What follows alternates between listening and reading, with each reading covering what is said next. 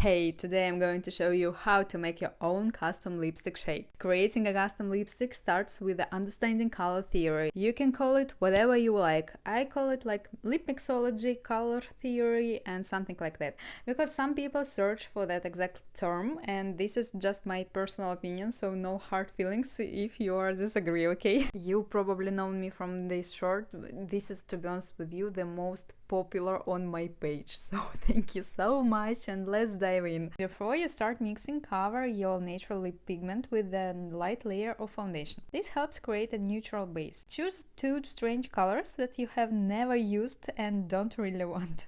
I am using two shades that are opposite on the color wheel, so they neutralize each other.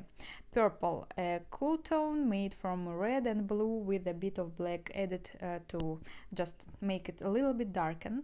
And orange, a bright warm tone created with a red, yellow and touch of white to keep it clear. Keep in mind that every lipstick is different. I'm describing what I have in my collection, so your result may vary, even if you are using the same lipsticks. The final outcome will depend on the proportions of each color, the quality and quantity of the pigments, and the formula. I'm going to show you a lot of different colors combination, but let me explain some basic moments. So here's what I did. I combined a deep purple lipstick with a vibrant orange shade to show you how contrasting colors can come together to create something magical. You might have that bold purple sitting unused, maybe from a Halloween gift, I don't know, and bright orange left over from summer vibes. And this is my friendly reminder that it's not necessary to mix everything on your lips.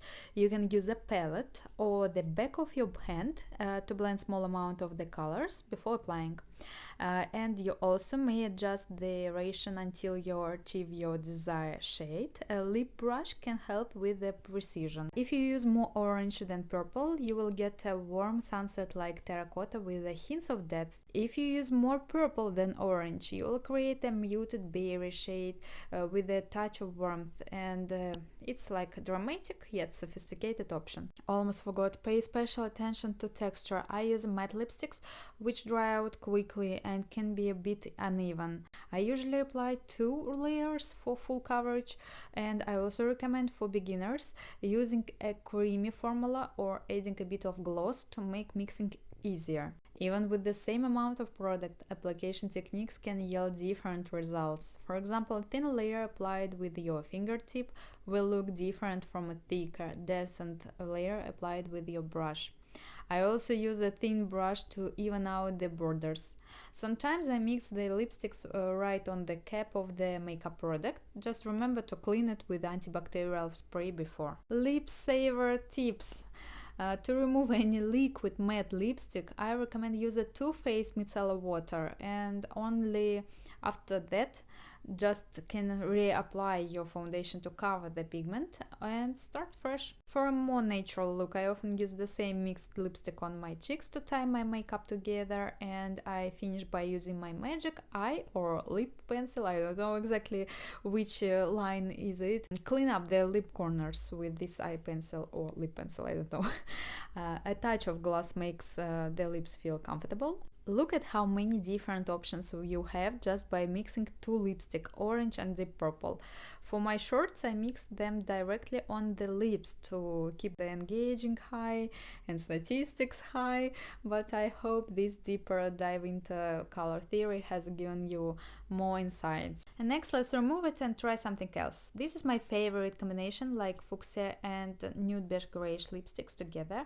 I like it because you can see it's really visible effect, like neutralization is work. The nude beige grayish lipsticks often have undertones of brown, taupe or gray, which acts as a neutralizer. Fuchsia, a vivid pink with purple undertones, is an intense saturated color. The proportion of each color is crucial. A small amount of fuchsia mixed with more nude creates a subtle pinkish nude. On the other hand, more fuchsia with a touch of nude results in a softer, toned down version of the original pink. Pigment quality also matters. Liquid lipstick tend to have more intense pigmentation than glosses, so the mixing ratio will differ depending on the formula. I know that many people find themselves with a bold or unconventional shades like Barbie pink, unwearable for everyday look. So mixing with a neutral shade is a quick way to customize and expand your lip collection without buying more products. I know that more of you have some nude lipsticks in your bag.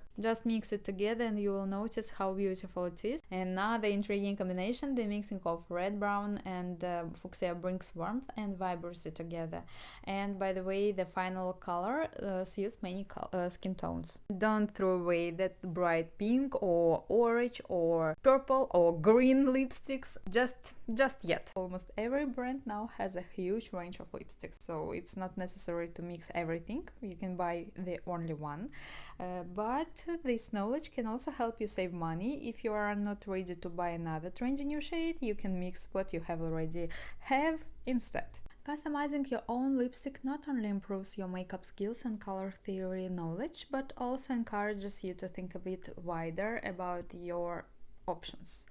And most importantly, it's a way to practice rational consumption. The next combination, the fire red and green. Let's talk about that.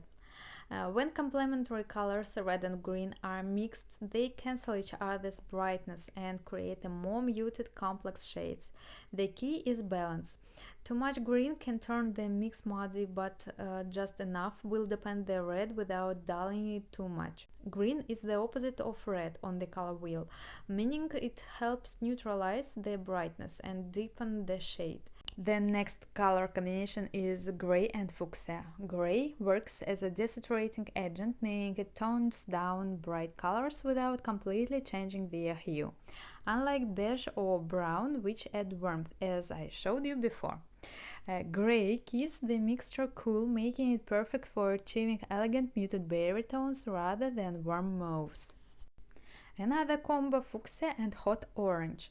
When mixed together, the balance of warm and cool tones creates a bold electric shade that can range from a deep coral to a rich reddish magenta, depending on the proportions. Since both orange and fuchsia contain red, they blend harmoniously, but their undertones determine the final color. Let's check the result in both sunshine and shadow. And I guess my lips may hurt after this video, but knowledge is power, right? I often get comments saying mixing is obvious, red and blue make purple. Yes, I agree with you. I completely agree with you, and everyone who was in kindergarten knows this information. But what happens if you use cyan blue and orange red? We are talking about the subtleties of shades here. Mixing orange with the cyan, adding a few touches of orange, demonstrates just how important proportions are. Cyan and orange, two vibrant high contrast shades. As we talked before, we all know that yellow and blue make green.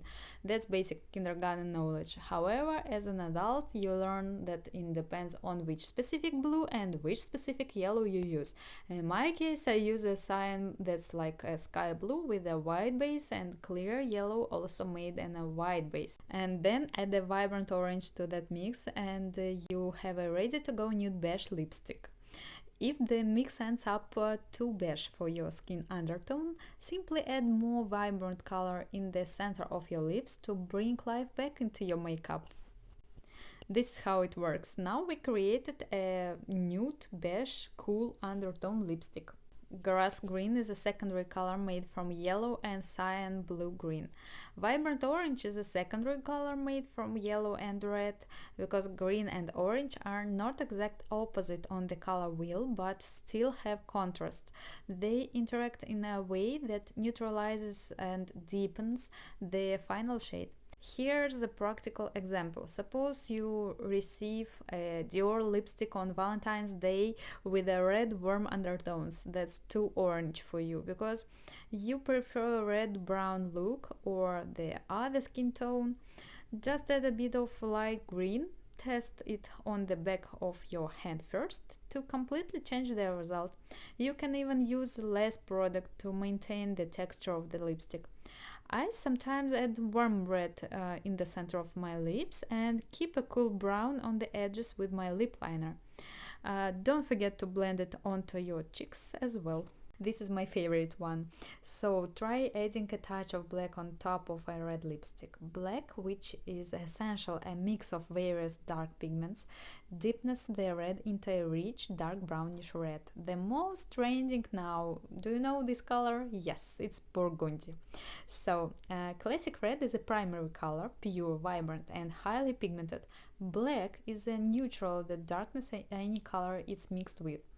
Instead of changing the hue, black adds depth, richness and intensity to the red, making it look more sophisticated and bold. So black absorbs light, making the red appear deeper and more intense. Together they create a spectrum of deeper red shades from burgundy to oxblood or even vampy plum, depending on the ration. Mixing black and fuchsia creates a stunning deep berry or vampy plum shade. Fuchsia is a bright cool tone pink with a strong blue undertones. Black absorbs light and deepens any color it's mixed with. Black darkens and neutralizes the vibrancy of fuchsia, pulling toward berry, plum and deep magenta shades. The beauty of color theory is that you can experiment and create something unique each time. It's not about buying more products, it's about using what you have and transforming it into something new. Remember, the final result all depends on the proportion, the pigment quality and the formula of your lipsticks. And you can also adjust to get your perfect shade. So, whatever you are feeling bold or wanted to tone it down, mixing and blending gives you endless possibilities to experiment with. You have full creative control to make a lip color that's totally you. And let me finish with some basic information. Our eyes and brain work together to translate light into color. You can watch my video on color theory to see different colors in action. That's why I can't teach you to see color. Your brain has already taken the lead in this process. I'm just trying to help you understand a little bit how it works. If you love this tip and if you are curious about my lips after this video, don't forget to give it a thumbs up, subscribe for more makeup tips and let me know in the comments which color combos is your favorite. Also check out my other videos, don't forget about my shorts, and thank you for watching and I will see you in the next video. Till then, keep experimenting and having fun with your makeup products. Bye!